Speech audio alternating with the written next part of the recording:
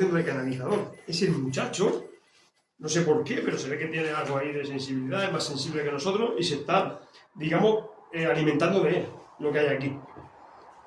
Y habéis visto que ya la entrado, tío. Flipante. Yo no tengo, de momento, hasta que no analice los audios y tal, que lo analizaré y lo pondré en YouTube editado, para ver si se capta algo entre nuestras voces, alguna voz que no sea nuestra. Estará guay.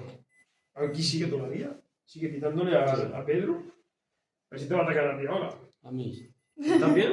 Sí, en plan, así es que me ha empezado Bueno, a es que hacer. te ha dañado, otro colega lo ha visto. El lo ha visto. sistema se acaba de poner por ahí, no lo he tocado. A ver. ¿Se ha puesto mal payaso? Sí, sin tocar. Sí que sí, hay. toca el botón. Joder. No sé qué es. Chicos, están pasando cosas raras. Es el momento, yo creo, de poner todo el arsenal aquí en la escalera. Sí. La ha tomado conmigo. La ha tomado conmigo. Necesito una luz.